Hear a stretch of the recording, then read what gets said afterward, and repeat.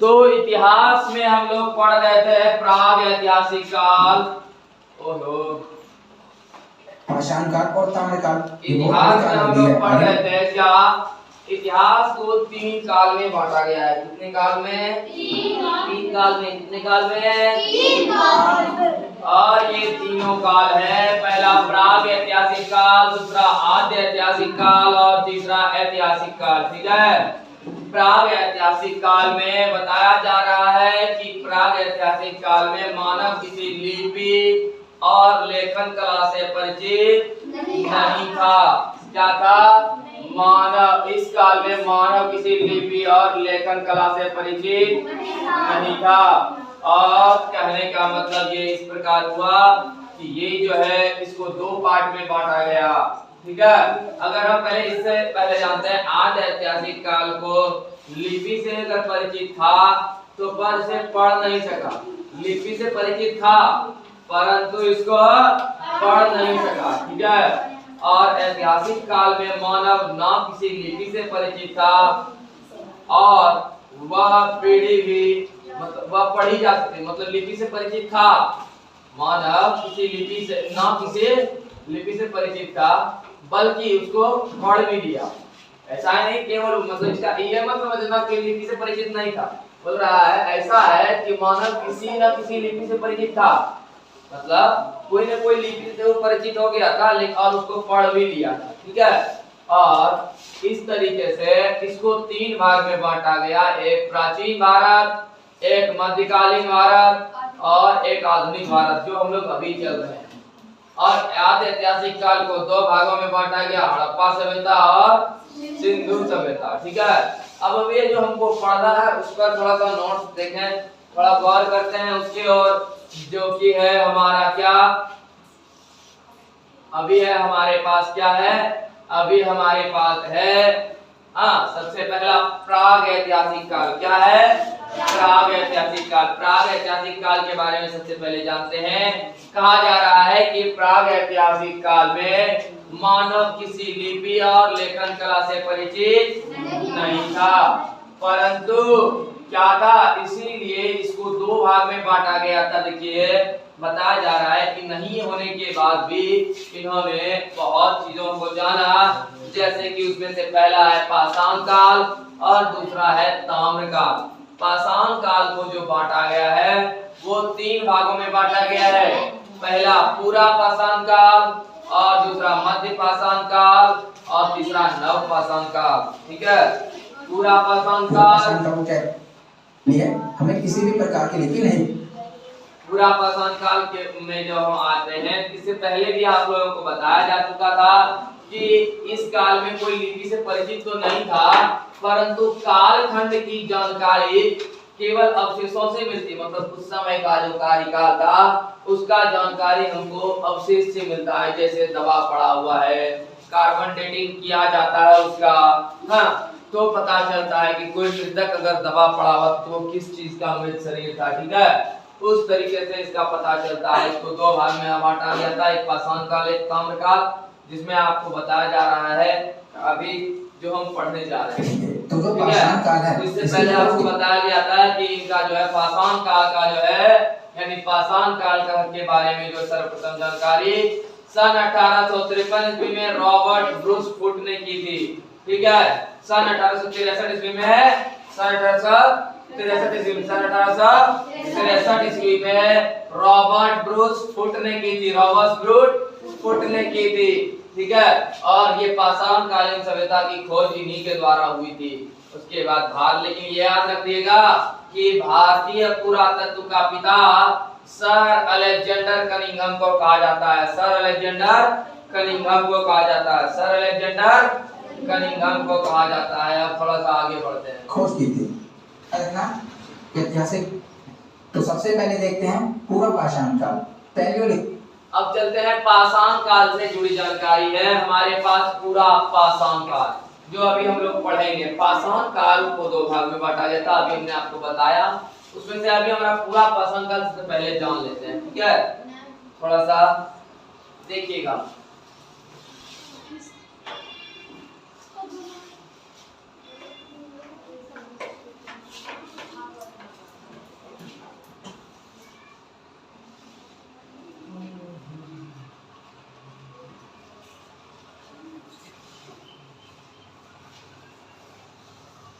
तो आइए देखते हैं क्या कि यह इतिहास की सबसे प्रारंभिक समय थी। जब उस समय का समय था जब इतिहास जब प्रारंभ हुआ तो उस समय का ये कहानी है। इस काल की अवधि 20 लाख ईस्वी पूर्व से मानी जाती है, जो 12,000 ईस्वी पूर्व तक मानी गई। 20 लाख ईस्वी पूर्व से 12,000 ईस्वी पूर्व तक मानी जाती है। इसी समय के मानव को आदि मानव कहा जाता है। इस समय जिस मानव ने धरती पर जन्म लिया था उसी मानव को क्या कहा गया? आदि मानव। क्या कहा गया? आदि मानव। क्या कहा गया? आदि मानव। देखिएगा इस काल में, किस काल में? पूरा पाषाण काल में, यानी पूरा पाषाण काल में जो मानव ने जन्म लिया उसको आदि मानव कहा गया। ठीक है, उसके बाद बात करें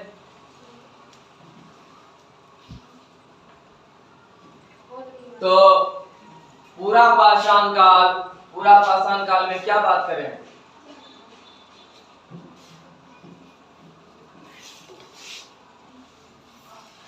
तो बात कर रहे थे क्या कि पूरा पाषाण काल में मानव का जीवन अस्थिर था।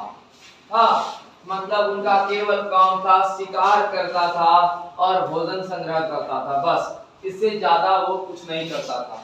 आया किसी को भी मार के खा लिया, वो कोई भी जानवर हो जाए, कुछ भी हो जाए, मतलब अपना दबदबा बनाए रखता था। ठीक है, और उस समय का मानव खाना बदोश था, खाया पिया मस्तरा सो गया, उससे और कोई काम उसको नहीं था। धीरे धीरे ये बढ़ते गया। इस समय जो अभी इस समय में से पहले पुरातत्विक काल के समय की बात कर रहा है कि पूरा पाषाण काल में मानव सबसे बड़ी उपलब्धि की खोज की। मानव ने सबसे बड़ी उपलब्धि की खोज की जिसको कहा जाता है आग। और यदि ये आग ना होता तो हम लोग अभी शायद कच्चा भोजन ही कर पाते, और अगर आग नहीं होता तो हम लोग इतने आगे बढ़ भी नहीं पाते, क्योंकि आग ने हमको, अगर आग नहीं होता तो हम लोग किसी भी जानवर को डरा नहीं सकते थे। ठीक है, दूसरी बात होती है कि पूरा पाषाण काल में मानव ने पत्थरों के बड़े बड़े औजारों का इस्तेमाल किया शिकार करने के लिए। मानव ने शिकार करने के लिए किसका उपयोग किया? पत्थरों का। ठीक है,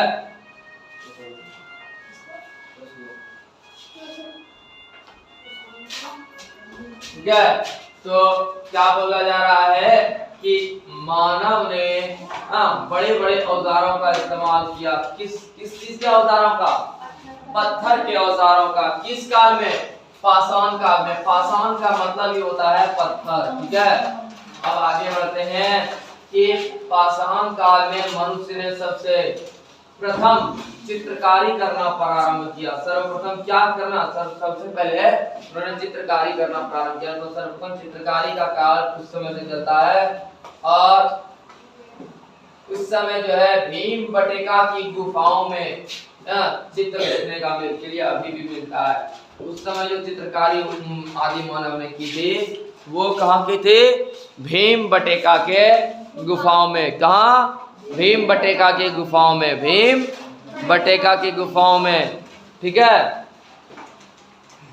देखिए भीमबटका के जो गुफाओं में चित्रकारी की गई थी आदि मानव के द्वारा, कुछ वो इस प्रकार की चित्रकारी थी। ठीक है, जैसे कि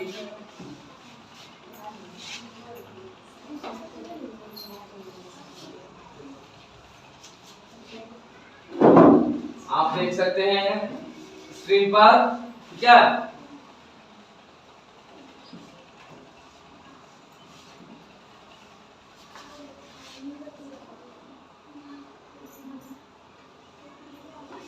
देखिए, दिख रहा है? तो आप इस तरीके की चित्रकारियों को देख सकते हैं। देखिए, इस प्रकार की चित्रकारी कहाँ की जाती थी? भीमबटका के गुफाओं में। किसके द्वारा की गई थी? आदि मानव के द्वारा। किसके द्वारा? आदि मानव के द्वारा की गई थी। ठीक है, और उसके बाद देखिए, और इन चित्रों के प्रमाण कहाँ पर देखने को मिले हैं? तो भीमबेटका की गुफा में इन चित्रों के प्रमाण देखने को मिले हैं। किसी प्रकार की लिपि नहीं थी उस समय, मतलब कि मनुष्य लिखना पढ़ना नहीं जानता था, पर हाँ पेंटिंग करना जानता था, तो पेंटिंग भी ऐसे ही बनाई गई है। तो भीमबेटका की गुफाएं कहाँ है? मध्य प्रदेश में। कहाँ है भीमबेटका की गुफाएं? ये भीमबेटका की गुफाएं जो है कहाँ है? भीमबेटका की गुफाएं मध्य प्रदेश में है। कहाँ है भीमबेटका की गुफाएं? मध्य प्रदेश में है। समझ में आ गया आप लोगों को? कोई प्रॉब्लम?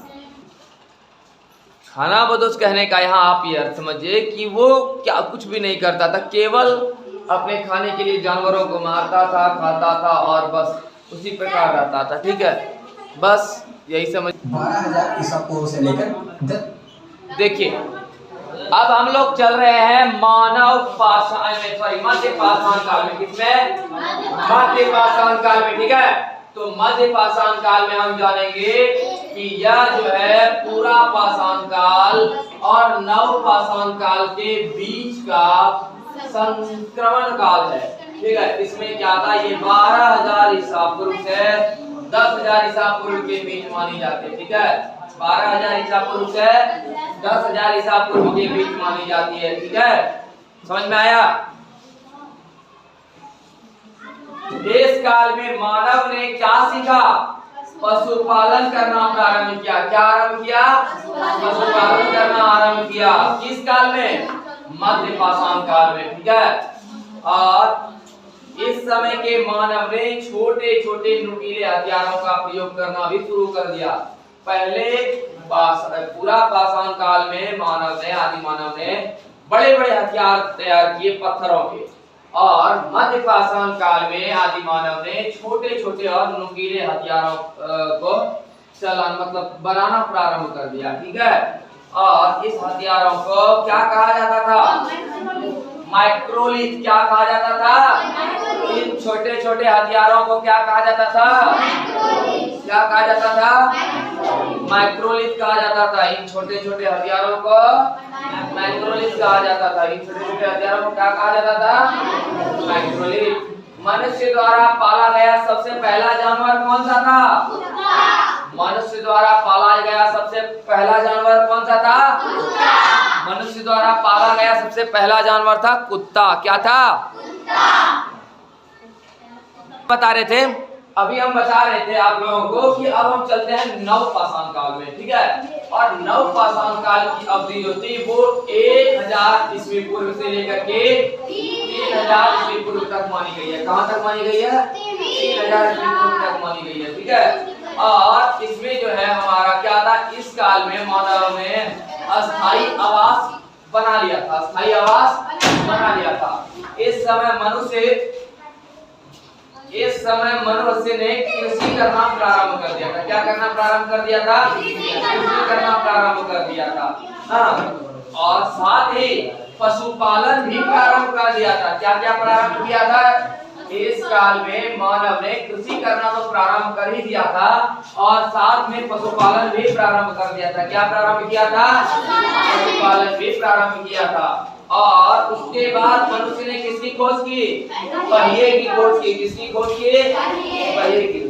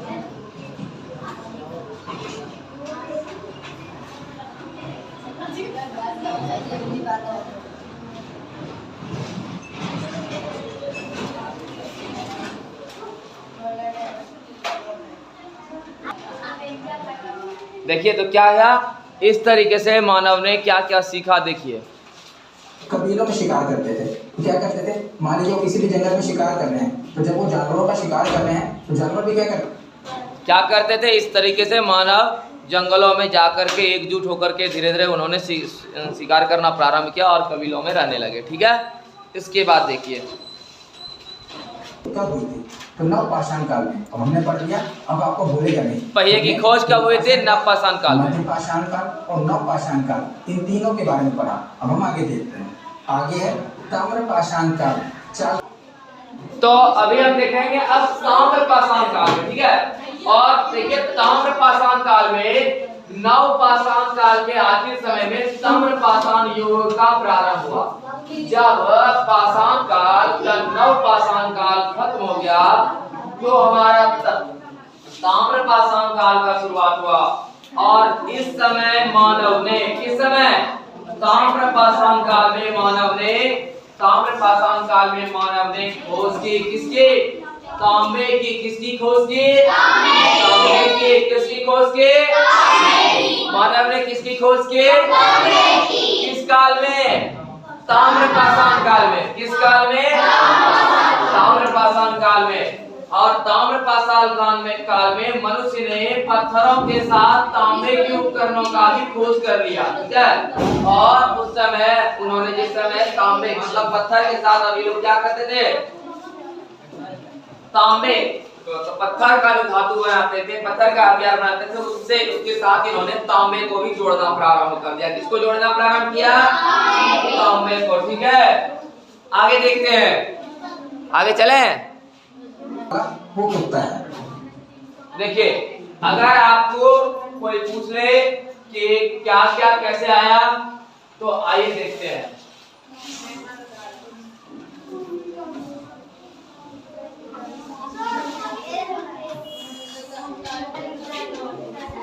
मनुष्य ने सबसे पहले कौन सा पालतू जानवर ढूंढा? देखिए, इसमें से आपको सबसे पहला पॉइंट क्या है कि मनुष्य ने सबसे पहले जो पालतू जानवर ढूंढा था उसका नाम था क्या? सबसे पहले किस धातु का खोज किया गया मनुष्य के द्वारा? तांबे का। मनुष्य ने सबसे पहले किस चीज की खेती की थी? जौ और गेहूं के। किसके? और ये मेहरगढ़ के बलूचिस्तान में मनुष्य ने पहली बार कृषि खेती किया था। कहाँ किया था? मेहरगढ़ के बलूचिस्तान। बलूचिस्तान का एक इलाका है मेहरगढ़, और इस मेहरगढ़ में ही मनुष्य ने सबसे पहली बार खेती की थी। अब देखिए, उसके बाद बुरजोम, जो कश्मीर का इलाका है। बुरजोम कहाँ का इलाका है? वहां पर मनुष्य ने जमीन के अंदर गड्ढा बना करके गर्दावास मतलब गड्ढे के अंदर रहना प्रारंभ किया। गड्ढा बनाया, उसी के ऊपर लकड़ी वगैरह रख करके उसी के अंदर घुस करके रहने लगा, गड्ढा में। ठीक रहता था। और यहाँ पर मनुष्य के साथ कौन रहते थे? कुत्ते। और वहीं जब वो मरने लगे तो वहीं उसको दफनाया जाने लगा। ठीक है, सबसे पहले मनुष्य को जलाया नहीं जाता था। किस चीज का कार्य किया जा रहा था? दफनाने का। बताया जा रहा है सबसे पहले कुत्तों के साथ दफनाया गया। किसके साथ? कुत्तों के साथ। किसके साथ? कुलदीवा। कुलदीवा कहाँ है? उत्तर प्रदेश में। कहाँ है? उत्तर प्रदेश में। और यहाँ सबसे पहले चावल का प्रमाण मिला है। किस चीज का? चावल का। भीमबेटका कहाँ है? मध्य प्रदेश में। भीमबेटका कहाँ है? मध्य प्रदेश में है, और ये मध्य प्रदेश की गुफा में है। और ये मनुष्य द्वारा बनाया गया सबसे पहला शैल चित्र है। भीमबेटका भी हमने इससे पहले आपको पढ़ाया कि भीमबेटका जो है कहाँ है? मध्य प्रदेश में है। कहाँ है भीमबेटका? और यहाँ मनुष्य द्वारा बनाया गया सबसे पहला शैल चित्र मिला। मतलब शैल चित्र कहने का मतलब है शिला पर चित्र। ठीक है, शिला मतलब होता है पत्थर, और पत्थर पर चित्र बनाया गया जिसको कि शैल चित्र कहते हैं। हो गया। बाद हमारे पास इस तरीके का नगरों का प्रारंभ हुआ और मनुष्य इसी तरह बढ़ते गया। इसके बाद हम अगली वीडियो में आप लोगों को समझाएंगे। ठीक है, गर्मी छुट्टी के बाद। ठीक, अब आप लोगों का जो क्लास होगा इसका गर्मी छुट्टी के बाद होगा, और उसमें आप लोगों को समझाया जाएगा कि क्या है, कैसे है, कहाँ है। ठीक है, और आज के वीडियो में आप लोगों के लिए इतना ही। ठीक है।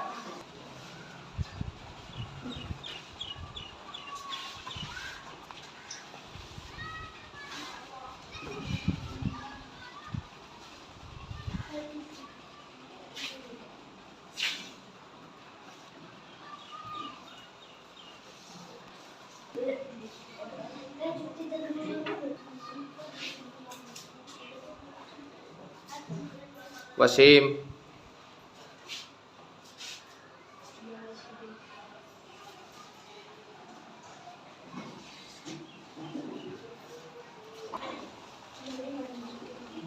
तो आज हम लोगों ने जितना भी चीज पढ़ा, ठीक है, इस चीज की सारी जानकारी हम आपसे लेंगे कब? गर्मी छुट्टी के बाद। हाँ, शायद आप लोगों को अभी नोटिफिकेशन मिलेगा, ठीक है, तो नोटिफिकेशन जिस प्रकार होगा उस प्रकार देख लीजिएगा। उसके बाद गर्मी छुट्टी, आज से आप लोगों की गर्मी छुट्टी प्रारंभ होगी, ठीक है। आज के बाद आपका क्लास हो गया आज के बाद, और इसके बाद हम आपसे मिलते हैं कब?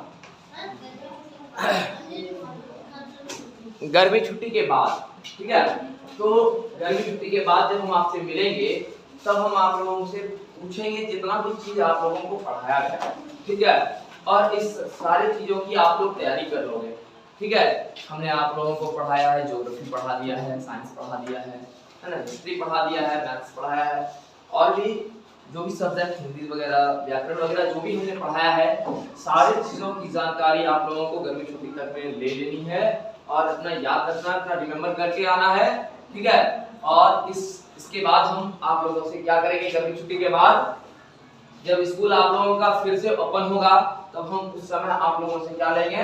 वापस इन सभी चीजों को, जितना चीज हमने आप लोगों को बताया है, ठीक है।